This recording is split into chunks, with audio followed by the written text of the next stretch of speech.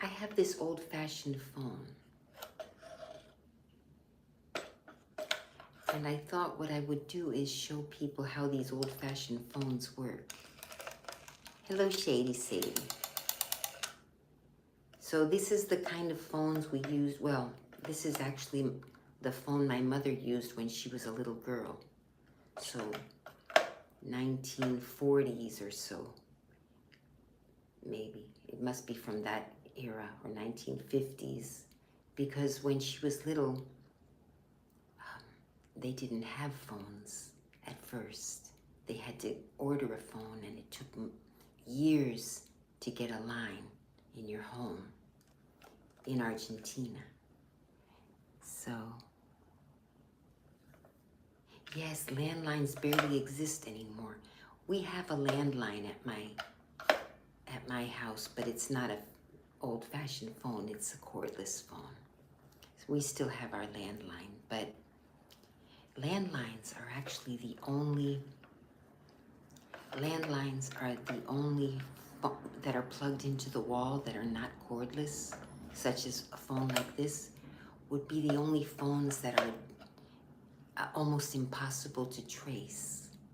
So if you want pure privacy, you would get yourself a landline phone with a plug-in to the wall cord and a cord connected to the phone. Anything cordless opens you up to surveillance and being overheard somewhere. It's not private. So I thought I would teach you how to use, those of you who don't know, how to dial, how we used to dial phone numbers to call our friends. So I'm gonna have to lower the ring cam so that we could see. Hello, Poetic YY. The way you would dial these old phones is you would pick up the handset and listen for a dial tone first. It would go beep. That's the dial tone. You can still hear dial tones on the landlines. So you'd pick it up, listen for the dial tone, and then to dial the number, for example, we didn't even use area codes back then. There were enough numbers that we didn't have to. So if you were calling in your local area, you didn't need the area code. You just dialed the number. So without the area code, so for example, I'm just gonna invent a number. I'm gonna say no area code, just 5 5 5 4 3 2 1. And the way to dial it is you put your finger where the number is and dial it all the way until it hits this kind of notch. It's a metal thing that prevents you from dialing any further. So you had to dial all the way to that notch. So let's do it again. So pretend I'm dialing my neighbor.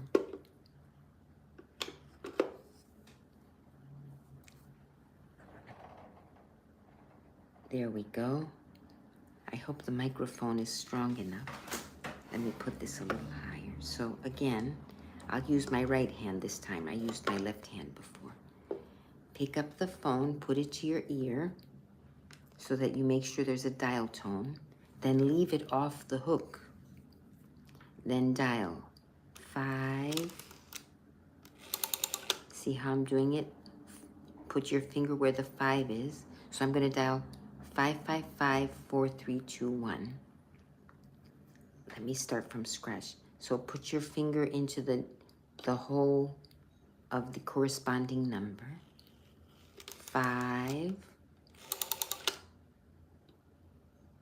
5. Oh, my nail got stuck. 5 4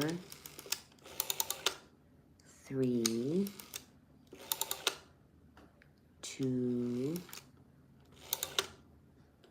1. And then you would wait for it to ring. You would hear the phone ringing, and it would ring at your friend's landline. And then she would pick up, "Hi, Jane, you want to come out to play?" That's how that would be my, those would be the phone calls I would make, because I was a little girl. This then stayed at my grandmother's house until she passed away many years ago now. And these are the emergency numbers. She had stickers with emergency numbers stuck to the telephone. And this is a taxi service, Fonotaxi. They may still have the same number. And of course, these numbers are in Argentina. So for example, if I wanted to dial that number, 822222, I'm going to call a taxi. So the number is 8 2 2 2 2 2. And then you wait for the phone. You hear it ringing in your ear, and on the other end they pick up and say, "Hello, can you send a taxi to 5432 Buenos Aires Street? Thank you." And then you would have to go outside and wait for the taxi. You didn't know when. You could ask them about how much time do you think it will take. And they radioed the taxis. They used like walkie-talkies with the taxis. But sometimes they said, "Oh, it'll be an hour wait," and you couldn't know. The taxi driver maybe could sometimes get out of the cab and ring your doorbell to let you know he was there. But it's not like now where we call an Uber and we can see, even a taxi, and we can see when the taxi is going to arrive. Back then you were at the mercy that you hoped that the taxi driver would be polite and ring your doorbell. Or you'd be looking out the window if you had a window. My grandmother didn't have a window. She was way back at the end of a hallway, so the only way she could wait for a taxi was to go to the front. So they would give you an estimated time, and then you just had to, hope that you were at the door waiting for the taxi. Sometimes you'd sit at the door and maybe chat with a neighbor who happened to also be out at the door at the time. But that's how these phones work. Hello, Real Tingles.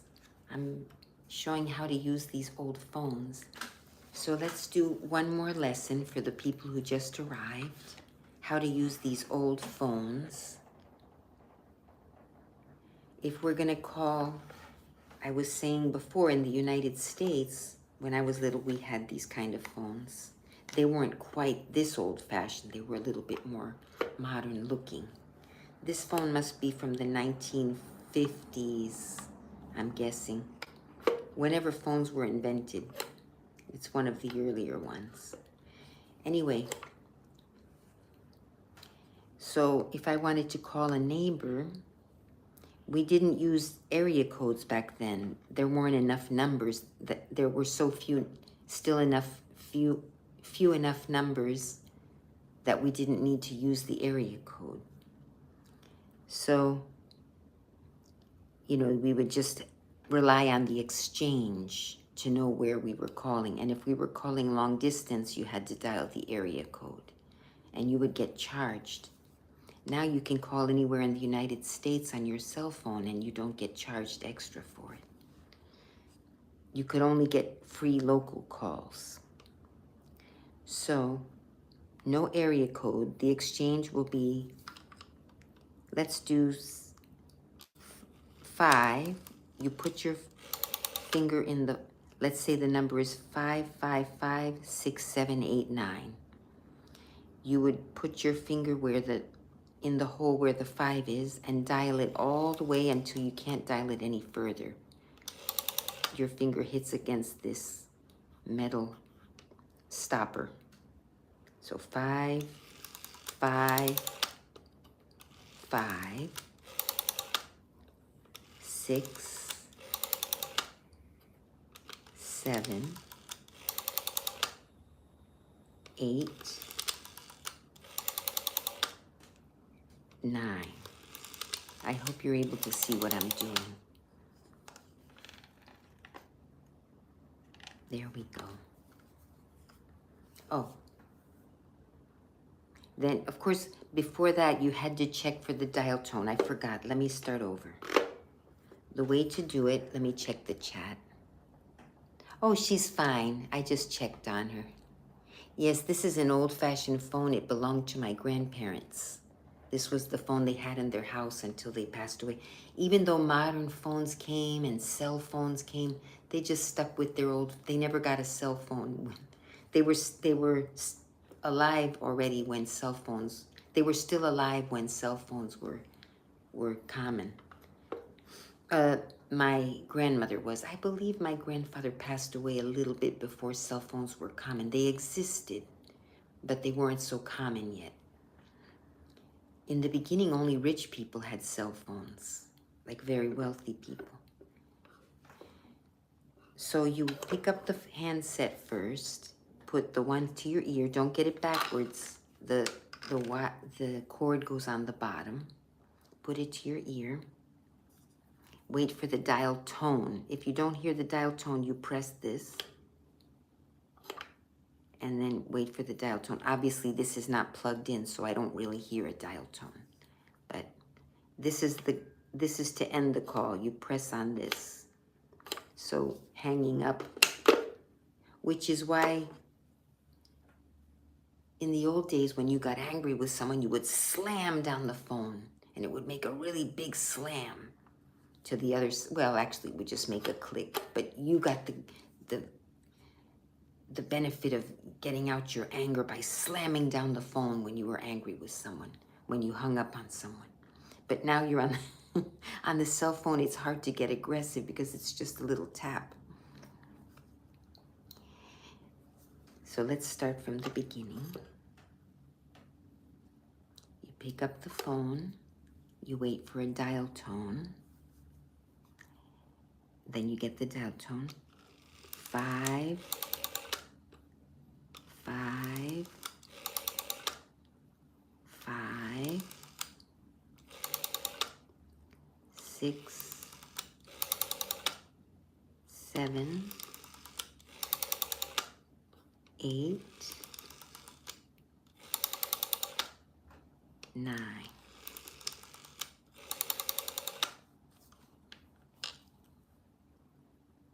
Hello, Lucy. Can you come out to play? Okay, see you in a bit. That was me when I was a little girl. Those were my phone calls. Now, if you wanted to call the operator, because, for example, my family lived here in the United States and calling Argentina was very expensive, so we would call rarely, and there was no other way other than letters, of course, for my parents to contact their family other than by telephone. There was also telegram, which was inexpensive, but they wanted to speak.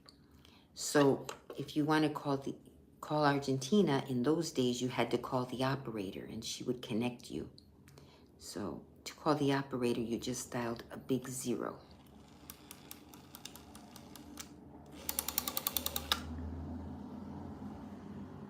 Hello, operator. I would like to make an international call to Argentina, Rosario. And then she would ask you for the number. And then you would tell her the number. Now, what we liked to do, since we didn't know, and then, of course, if you called and they didn't answer, you didn't get charged. You would get charged as soon as they answered the phone call. But sometimes we wanted to let the family know that we would be calling so that everyone would be home, not to call at some time when maybe just one of them would be home and the other would be out doing shopping. So we could ask the operator to send them a message to tell them, call the operator and please let them know to be home tomorrow at X hours so that we could call. It was so complicated. And then then eventually you could call directly. It still cost a lot of money, but you would dial the international number 011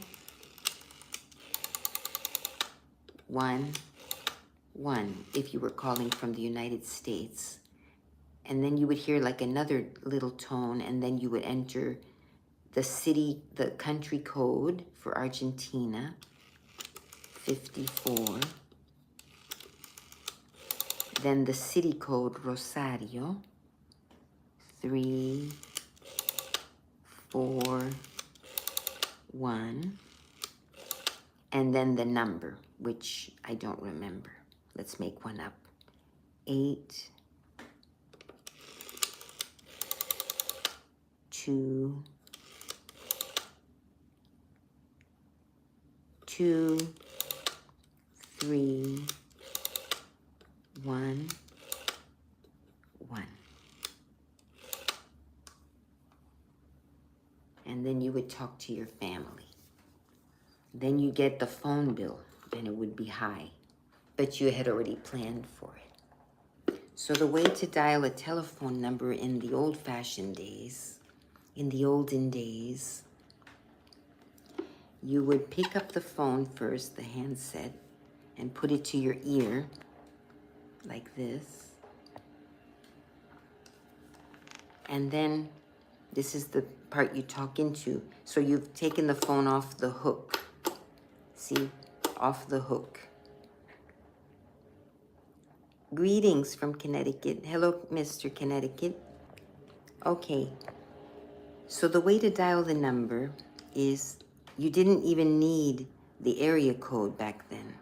So you just had 4, 5, 6, 7 numbers. So to call your next door neighbor to go out to play, which were the calls that I made when I had these kind of phones. Let's say her number was 555-7890. So you would just put your finger in the hole where the 5 is to do the 3 5s. 1, it's 5, 5, 5. Dialing the number all the way to this hook. You had to touch that hook. So let me start again. So 555-7890, just to make it easy. 5, 5, 5, 7, 8, 9, 0. Brrring, you would hear in your ear. Brrr, brrr. In your ear, you would hear that, but the other side, the people who are getting the call would hear brrring, brrring. It would be a really loud ring. Then you wait for them to answer, and you tell them whatever you needed to tell them. In my case, hello, would you like to come out and play? Will your mom let you come out and play if they were grounded? Phone numbers, of course, there was no place to store the phone numbers, so we had telephone books, big books with everybody's phone number in all the Tri-County area. But you would have to look up your county or your city and then look up your friend's number by last name if you knew the last name. Or you would have your own agenda where you would write down the phone numbers of all your friends, and you'd try to keep them alphabetical in your directory, your own personal directory, where you would write down the numbers. So yeah, I just can't believe now we talk on the phone, and there there was a show on TV called The Jetsons, which was the future. And they had flying cars, and they had telephones where you would see each other when you were talking. And we even were saying, that'll never happen. That's science fiction. And now today we're living like the Jetsons. Not everybody has flying cars, but flying cars now exist. Look at me getting all excited and forgetting that this is ASMR. Flying cars actually do exist now, and they're just not common. Or cars that drive themselves, like these cars now that they drive themselves. You don't even have to be driving them. I don't have that kind of car, but it's now becoming more and more common. So, you know, when you think something's impossible, that's why I think we are going to get to Mars at some point, and maybe not in my lifetime, but maybe in my lifetime, if I live long enough, we'll put a man on Mars, like we put a man on the moon. So some things change and some things stay the same.